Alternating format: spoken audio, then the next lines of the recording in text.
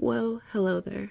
Today I just wanted to see if I could recreate Natasha Denona's Bloom palette with her older palettes, because I have a whole lot of them, and by now it seems like it's starting to get a little repetitive. It's not really helping that she's been exploring a lot of neutral palettes. However, the key here is the undertone, because I can tell you that the nude and the I Need a Warm are very different because of the undertone. But anyways, I wanted to see how far I could get. So if you want to know how I got here, just keep on watching. I'm going to start with Fluorescence, described as metallic medium vivid tangerine. For this one, I chose Helena from the Metropolis palette. This is a very old shade, although it still performs and it kinda looks like a vivid tangerine, so it's gonna fit in just fine. Next shade is gonna be Bark, described as a matte medium dark gingerbread brown. For this one I chose Familia from the Dream palette. I think the other one is darker, but this one works. Next it's gonna be Keen, described as a matte light medium nude tangerine. For this one I chose Morning from the Sunrise palette. I think hers is gonna be peachier, but there's lots of peachy shades in here, so I don't think it will be missing. Okay, so on to Ren, described as a matte medium coral pink. For this one I chose Relief from the Zendo palette, and I think this one is going to look very similar. Okay, so moving on to Fleur, described as a duochrome-like pink with icy ivory shift. I have nothing close to that description, so I had to settle for Transparent from the Love palette. I think this one is a very cool duochrome. It's not that special, but it will look nice with this color story. At least I think so. Now, moving on to Crisp, described as a sparkling foil duochrome coral with gold. For this one, I chose Flutter from the Retro Glam. This is just a sparkly champagne, but I think it looks like the pictures. Lush is described as a sparkling foil light nude apricot.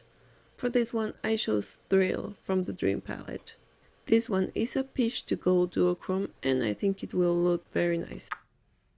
Okay, now the center of the palette is called Brick, a matte medium bright terracotta, and the closest that I could find is Jasper from the Sunrise palette.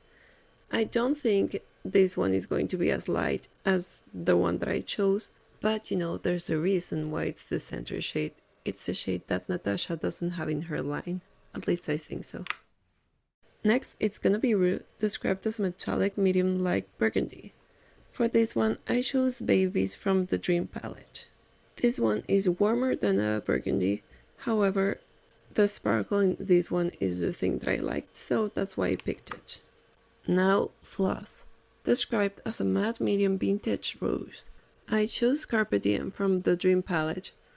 Again, this one just sounded like it, and I've seen some comparisons already, and I think this one is very spot on. Moving on to Petal, described as a silky matte light salmon, which is a lot of words to describe a beige. I chose Fair from the Nude palette. Okay, now Amber, a sparkling foiled medium brick. This one looks indeed very special, however, I think Crest from Metropolis is going to dupe the color. Not the texture though. Okay, now let's go with Robin, a silky matte medium dusty coral. For this one I chose Morgan from the Sunrise palette. I think this one would fit better for Kin, however, Kin and Robin look very similar. Moving on to Clover, described as a marked dot vivid burgundy. And I don't know if it's the same shade, but Clove from the Sunrise looks very similar, and the name is similar, so this is as close as I can get. Last but not least, Equinox, described as a sparkling foil duochrome peach with turquoise blue shift. I chose Snowbow from the Xenon palette. It's the closest to that description, although I can think of lots of indie shades that would fit that description. But I wanted to restrict myself to just Natasha Denona shades just to see what I could create with it, and this is the color story. What do you think? I think I did a good job, but I also think this color story is a bit repetitive because these are 4 looks that I did, all with different shades, and there's not that much of a difference. However, that could just be my version. Maybe their version has some undertone that's going to be different than this. So far, this is my favorite look that I've done with my dupe, and I think I would do a very similar look with her palette. So I think it's very fun to be able to do this with her palette. And I do think that there's going to be some differences. Obviously, I don't think she's trying to dupe herself right now. I think what is happening for sure is that the nude palette sold very well, so she's just trying to ride that wave as it's happening. And honestly, like the neutral palettes will always sell better than the colorful ones, so I get why she's doing this. However, there's not that many people that are into eyeshadow right now who are missing, the browns, the peaches, the pinks. Those are tones that are very represented. So I wish she would step into the olives, or hell, even the cool tones, because so far none of her line is actually cool toned, except for the xenon, but that's not really cool tone, that's grayscale. But I recognize that's just my point of view. I have a lot of makeup. I've been into makeup for almost 10 years, so of course I have seen everything. And I recognize that some people may see this palette and see finally something that is meant for me, something different, something exciting.